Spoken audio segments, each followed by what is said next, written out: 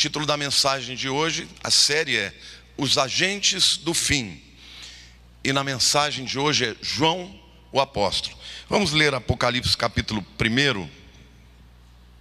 Revelação de Jesus Cristo, que Deus lhe deu para mostrar aos seus servos as coisas que em breve devem acontecer. E que ele, enviando por intermédio do seu anjo, notificou ao seu servo João, o qual atestou a palavra de Deus e o testemunho de Jesus Cristo, quanto a tudo o que viu. Bem-aventurados aqueles que leem e aqueles que ouvem as palavras da profecia e guardam as coisas nela escritas, pois o tempo está próximo. Bom, a nossa história começa por volta do ano 95 depois de Cristo. Se levantou um imperador chamado Domiciano, que foi reconhecido no Império Romano como Deus. E ele passou a exigir a adoração da sua pessoa como o próprio Deus. Este, portanto, foi o primeiro imperador que de maneira objetiva perseguiu os cristãos. Porque os cristãos se recusaram a adorá-lo como Deus, então ele começou a matar, a açoitar. E o apóstolo João, nesse momento, era o único apóstolo de Jesus que estava vivo. Eu não sei se vocês sabiam, mas todos os outros morreram.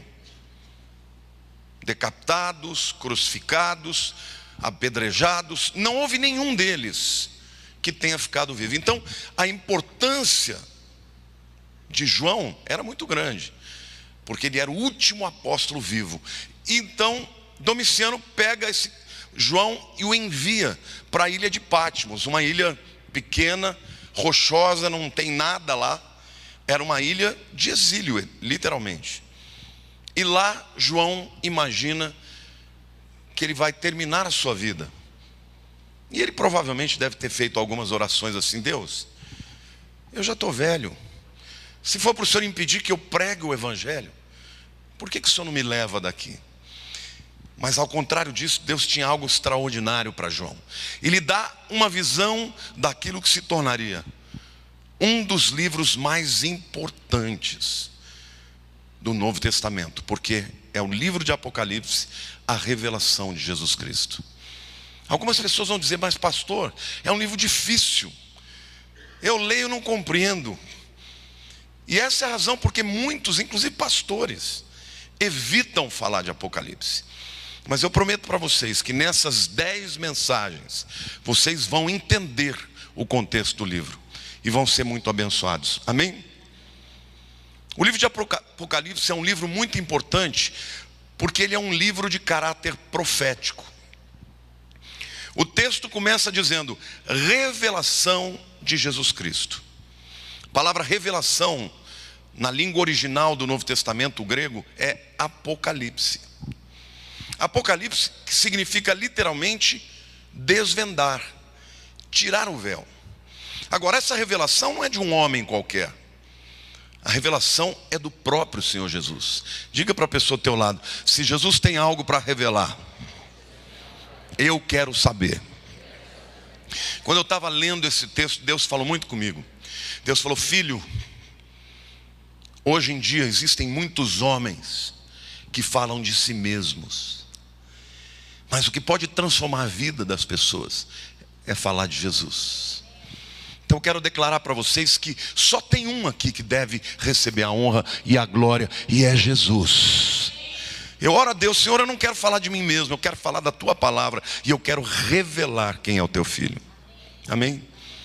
Diz que um homem, um grande palestrante na área de economia, foi chamado para falar numa palestra para muitas pessoas por conta do que ele representava no mercado financeiro. E quando ele foi apresentado, o apresentador disse assim: olha, fulano de tal, um homem que conhece profundamente o mercado, numa só operação, para ele conseguiu ganhar 10 milhões de dólares. E quando ele chegou e tomou o microfone, ele falou: agradeço, mas o que vocês falaram não é bem a verdade. Primeiro, que não eram 10 milhões, eram 20. Segundo, que não eram dólares, eram libras. Terceiro, que não era Nova York, era Londres. Quarto, que não sou eu, é meu irmão. 5, que ele não ganhou, ele perdeu. Eu usei essa ilustração simplesmente para dizer para vocês o seguinte: se não for para falar de Jesus, se não for para revelar quem Ele é, todo o resto pode vir tão marcado de interpretações humanas. Eu quero e tenho orado a Deus para poder desvendar juntamente com o Senhor o livro de Apocalipse, para que a tua vida seja profundamente impactada, transformada, e que você saia mais crente do que entrou a cada vez que você receber a palavra, amém? Então eu tenho orado: Senhor, não quero nada de mim não, eu quero falar da tua verdade. O verso 1, portanto, apresenta a natureza profética do livro. Deus vai desvendar para você quem é Jesus. Em segundo lugar, esse livro é um livro pessoal. Os versos 2 e 3 e verso 9 diz o seguinte: o qual atestou a palavra de Deus e o testemunho de Jesus Cristo, quanto a tudo que viu. Bem-aventurados aqueles que leem, aqueles que ouvem as palavras da profecia e guardam as coisas nela escritas, pois o tempo está próximo. Depois, no capítulo 22, a Bíblia diz: eu, João, irmão vosso e companheiro na tribulação, no reino e na perseverança, em Jesus, achei-me na ilha chamada Patmos, por causa da palavra de Deus e do testemunho de Jesus. Esse livro é um livro pessoal. Primeiro porque João, ele se apresenta como irmão daquele povo, porque aquelas 7 igrejas para quem ele escreve as cartas são igrejas que ele visitou. Até o John Stott diz que essas igrejas fazem um semicírculo, e está exatamente na sequência que João fazia quando ele ia passar pelas igrejas. Então muitos dos irmãos ele conhecia pessoalmente, mas essas igrejas também representam as fases da igreja ao longo dos séculos. Então nós estamos sendo destinatários de João, e ainda que ele não nos conhecesse pessoalmente, o Senhor Jesus conhece, e essa é uma carta do Senhor Jesus para a tua vida. Amém, queridos? Então eu quero te desafiar: abra o teu coração, peça para Deus, me ajuda a entender, e me ajuda porque o texto fala: bem-aventurado aquele que ouve, lê e guarda as palavras desse livro. Esse é o único livro da Bíblia que tem uma descrição clara dizendo: quem recebe essa mensagem é abençoado. Amém? Nós lemos, vocês vão ouvir, e quando saírem daqui, em nome de Jesus, vão guardar as palavras desse livro. Amém? Portanto, João, ele escreve para as igrejas de Éfeso até Laodiceia. Em terceiro lugar, esse livro é um livro pictórico, cheio de símbolos. 39 vezes João fala que está escrevendo aquilo que ele viu. Então, para criar esse quadro vívido de algo que ia acontecer milênios mais tarde, é muito difícil. E Deus dá a ele muitas figuras, muitos símbolos. E a razão de ter sido escrito em símbolos é simples. Se eu chego para vocês e digo: o Hitler é um déspota, quantos concordam?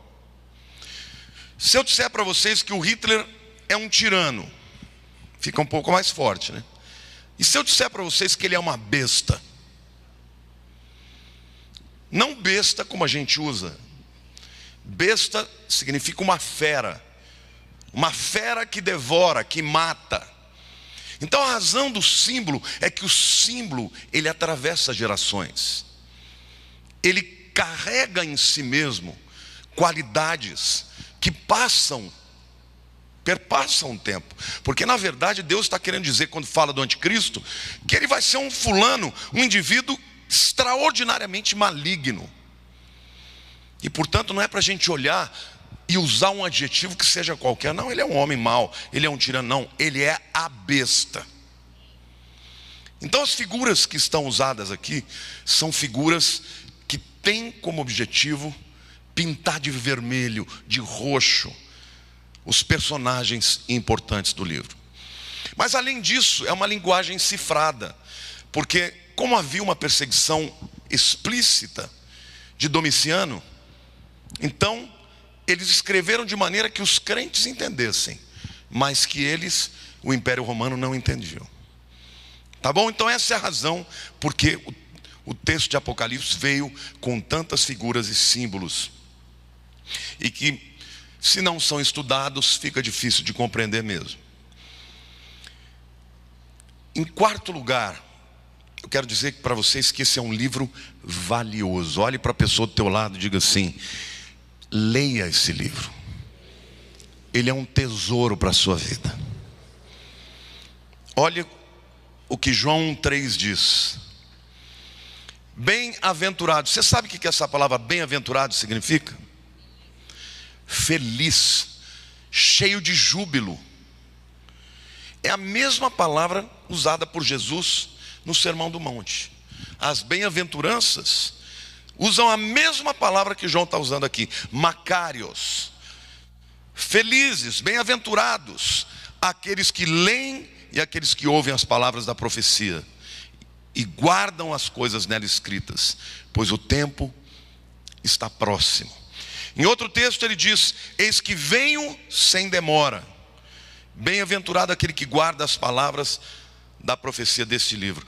Essa é uma das frases que alguns teólogos liberais dizem. Não pode ser de Deus um negócio desse. Você está dizendo que ele vem logo, faz 2000 anos que não veio.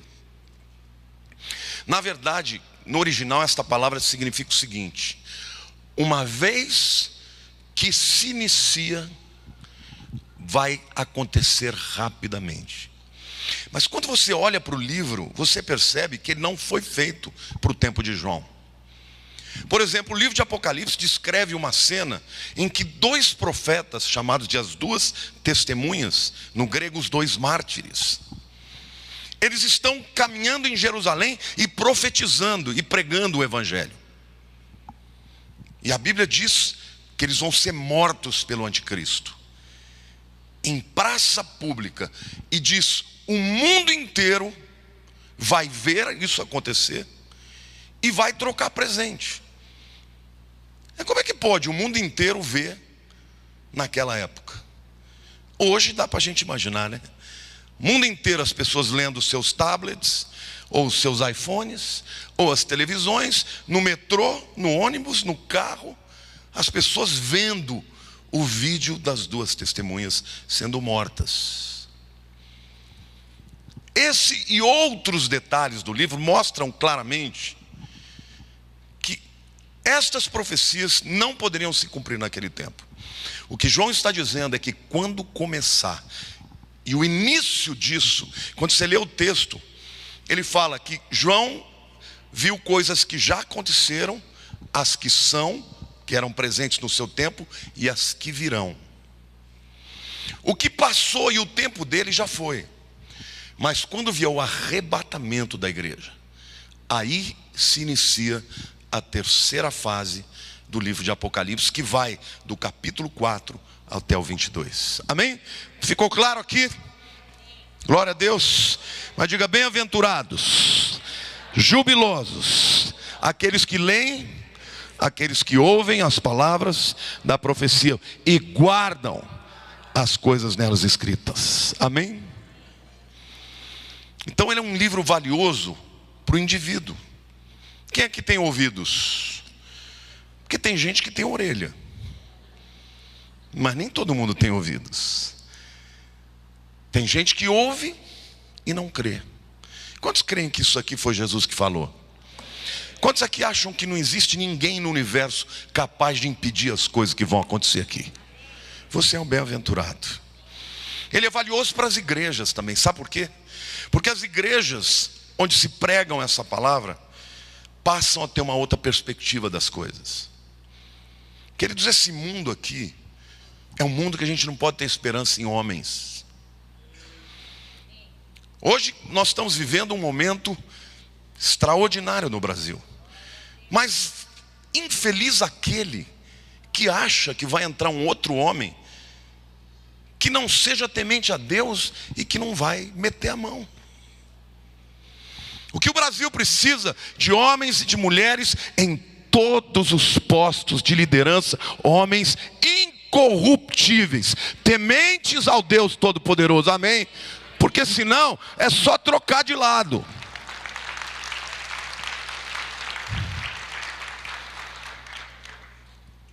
Então eu acompanho isso dizendo para os crentes: nós temos que orar.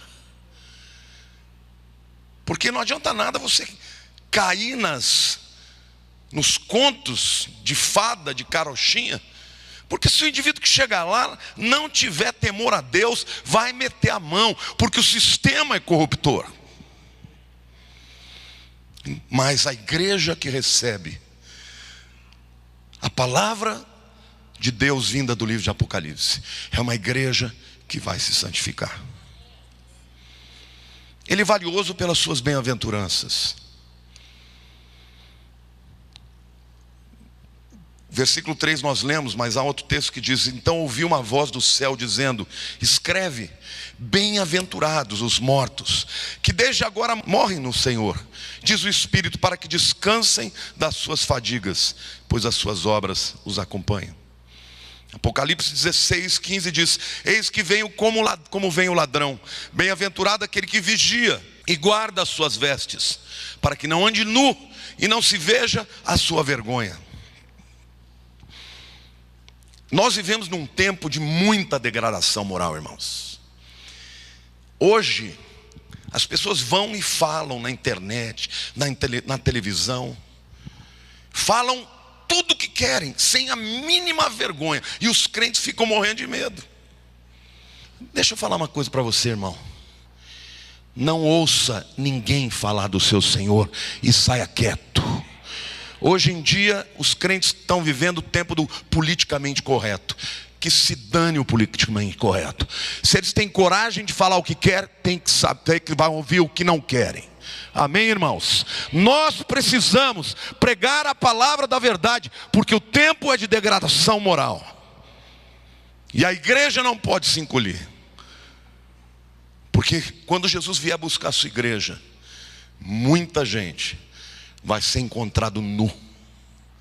E a nudez na Bíblia, depois da queda, é um sinal de vergonha. Então é um livro que provoca a santificação. Capítulo 19, verso 9 diz assim: então me falou o anjo: escreve, bem-aventurados aqueles que são chamados à ceia das bodas do Cordeiro.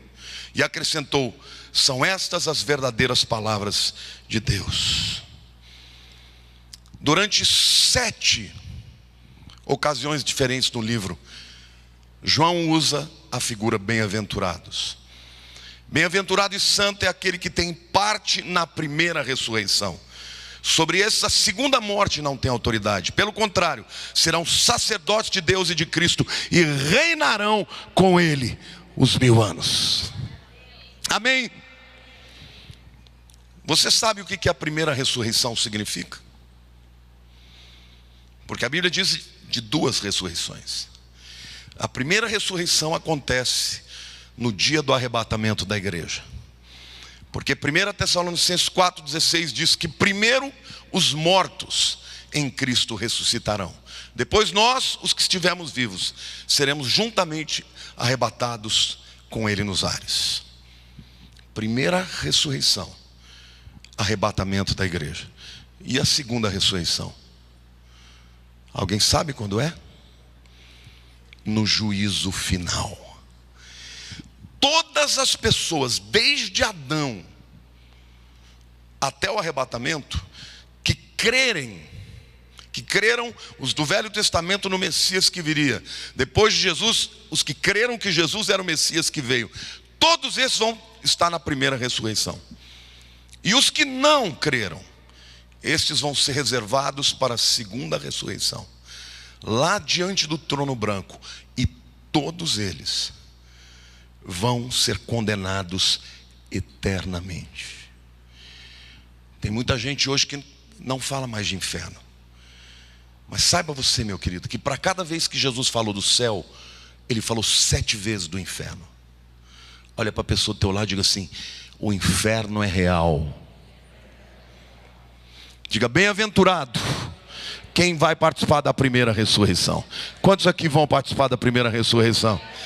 Como é que você pode garantir? A Bíblia é clara. Jesus disse: todo aquele que crê em mim, nas minhas palavras e no que me enviou, não entrará em juízo, mas passou da morte para a vida.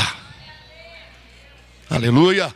Aplauda o Senhor, diga aleluia. Este é o maior presente.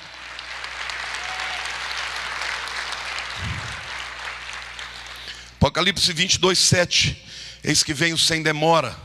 Bem-aventurado aquele que guarda as palavras da profecia desse livro. 22:14. Bem-aventurados aqueles que lavam as suas vestiduras no sangue do Cordeiro, para que lhes assista o direito à árvore da vida e entrem na cidade pelas portas. Nós estamos falando de figura, né? O que é lavar a vestidura no sangue do Cordeiro? O sangue do Cordeiro. Como?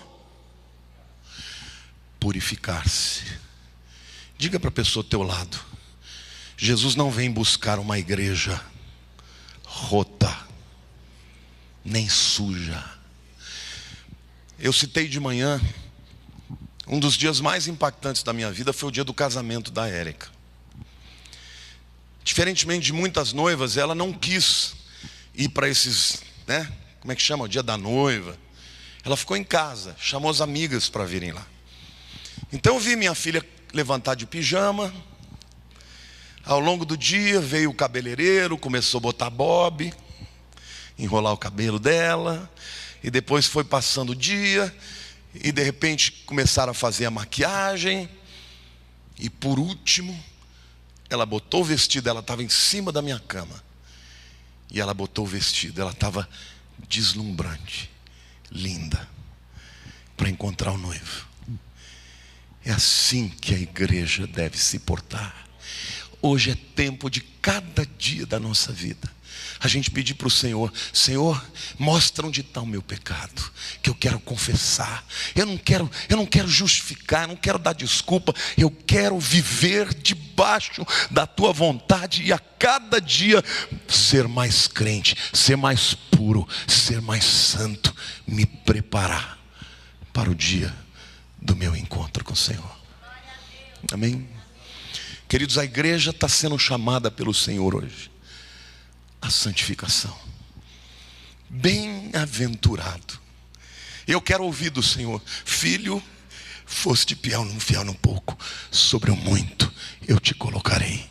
Entra no gozo do teu Senhor.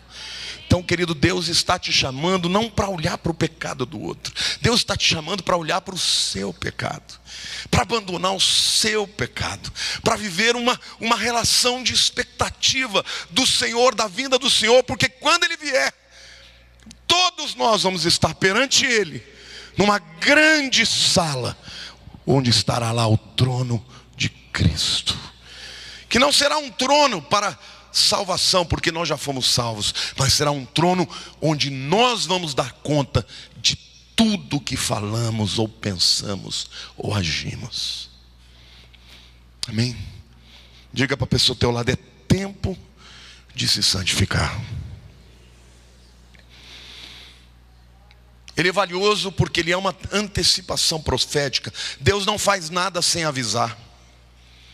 Quando você olha para o pano de fundo do mundo, para o que está acontecendo na economia, na política, as nações se juntando, o Irã se preparando para entrar, para mandar bomba contra Israel, isso tudo está na palavra, irmãos. A Bíblia está dizendo que tudo isso ia acontecer muitos e muitos anos antes.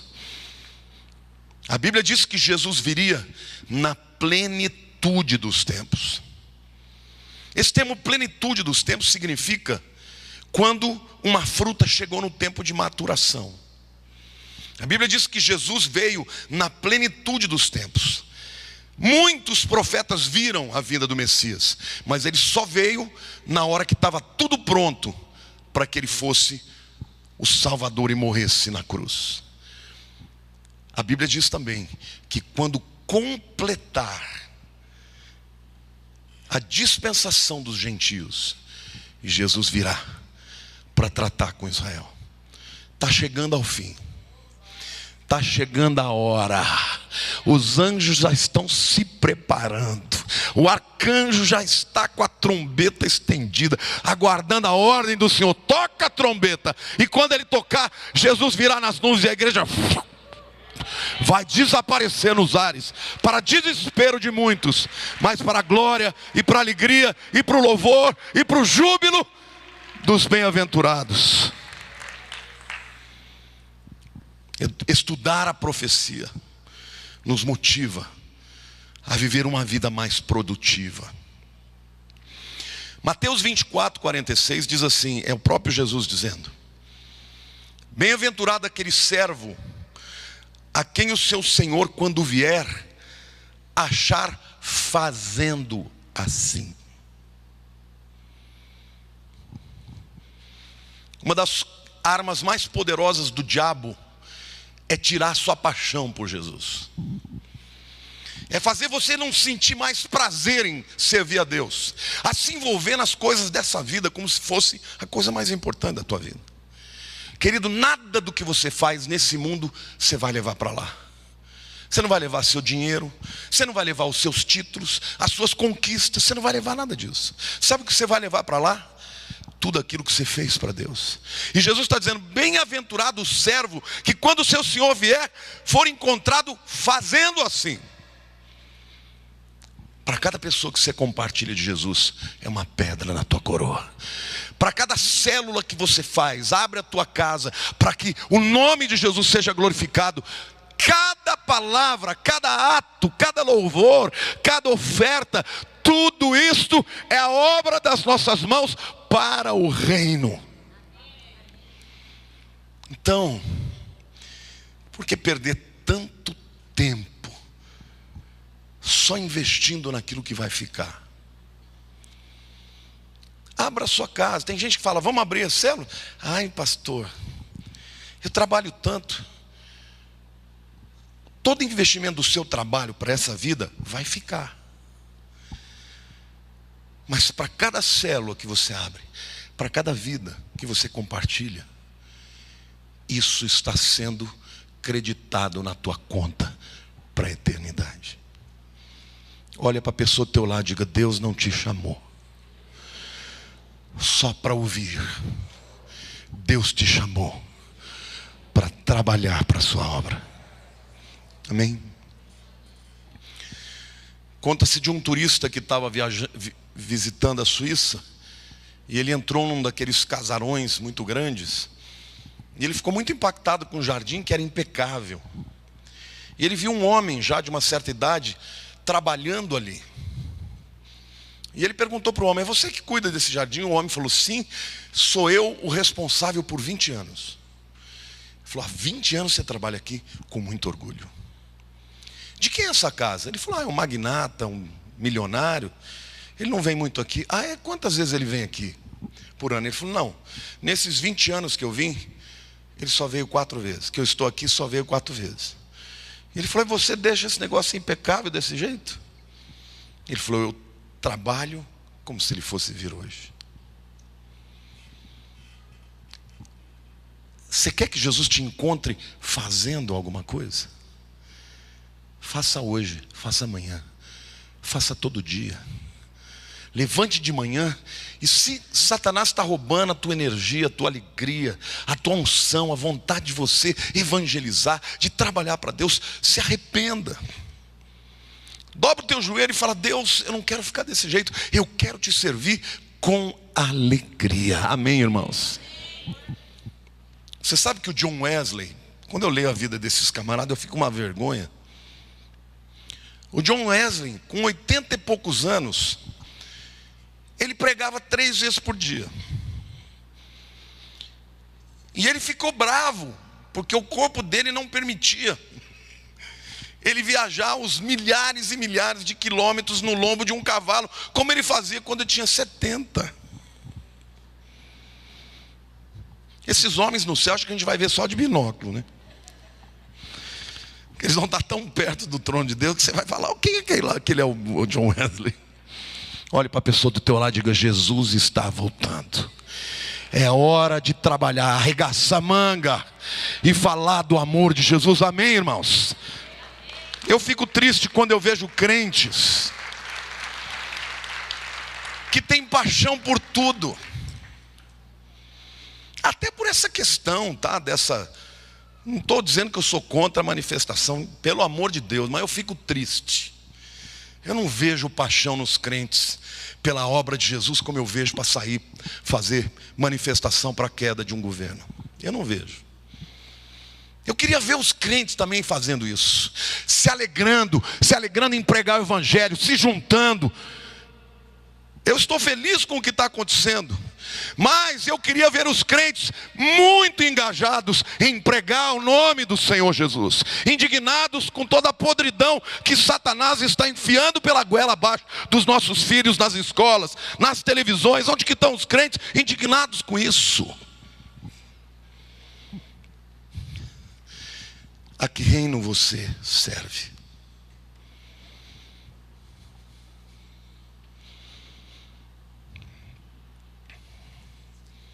Apocalipse 1, versículo 5 diz assim: e da parte de Jesus Cristo, a fiel testemunha, o primogênito dos mortos e o soberano dos reis da terra.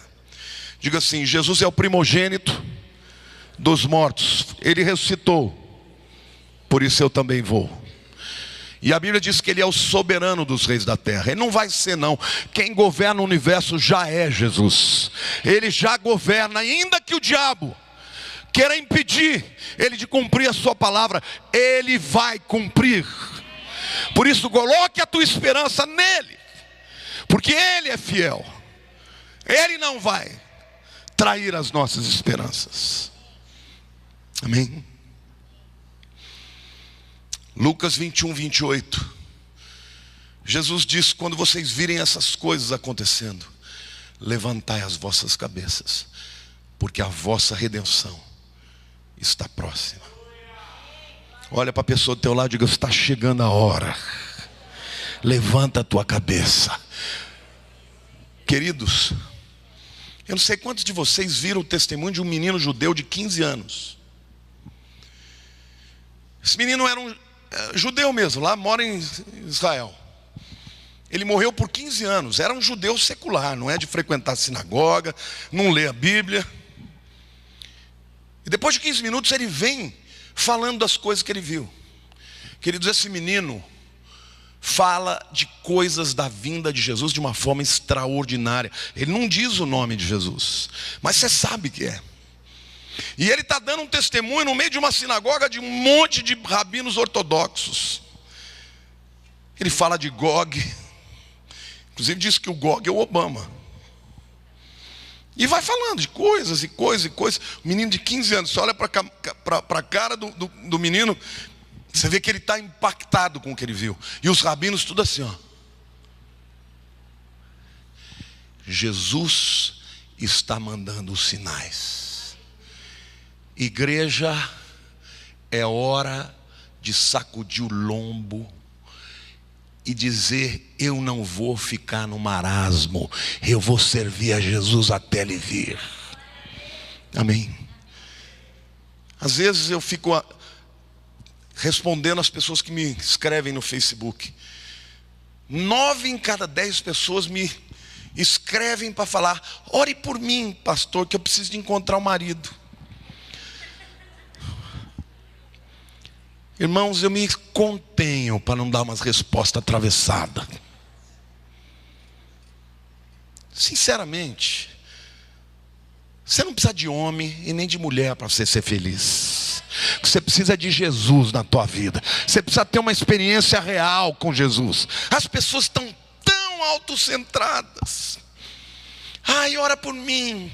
E é todo mundo, depressão. Camarada, levanta a cabeça, pede para o Espírito Santo te batizar. Pede para Deus fazer uma obra de avivamento na tua vida, que você vai ver se a depressão não vai embora. Amém, irmãos? Amém, irmãos? Glória a Deus.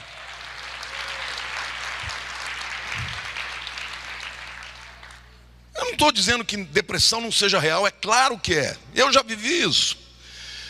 Mas você pode fazer da tua depressão a tua amiga.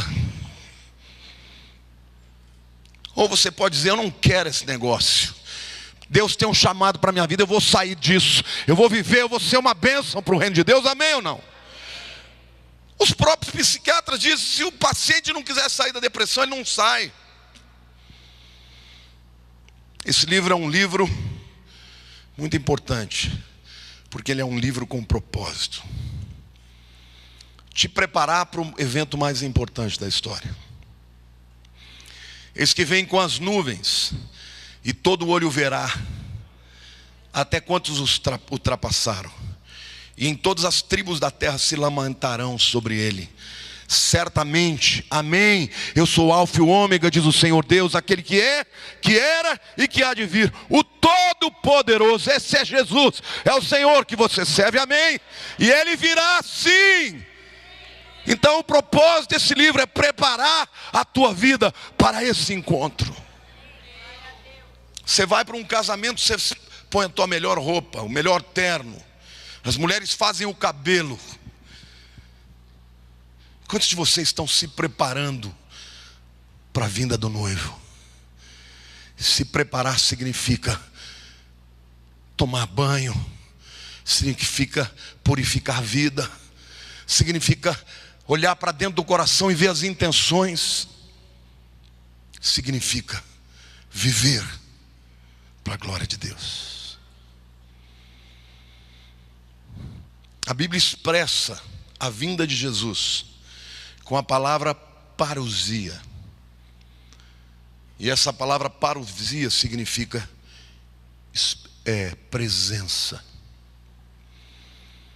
Ele virá. E a minha esperança é que seja nessa geração. Mas eu quero te prometer uma coisa, eu te prometo uma coisa. Para você, ele virá nessa geração. Porque ou virá nas nuvens no dia do arrebatamento da igreja, ou virá no momento em que você fechar os seus olhos para esta vida e entrar na vida eterna. Então o que te separa do encontro com Jesus são alguns anos. Quando a gente vai envelhecendo, eu estou com 54, já vivi 2/3 da minha vida. Tem 1/3, talvez um pouco mais. Sabe qual é o meu sentimento todos os dias? Senhor, eu quero que essa seja a melhor parte. Eu quero viver esse último terço da minha vida como eu nunca vivi, com a paixão mais intensa, com a vida mais santificada, com a intrepidez maior. E eu quero falar do teu nome para todos. Deus está à procura deste povo que vai se encontrar com Ele. Não existe nada melhor do que casar por amor. Eu casei por amor apaixonado. Quando eu namorava com a Lília, a gente orava e falava: Deus, ou a gente casa agora, ou então vai estragar o negócio.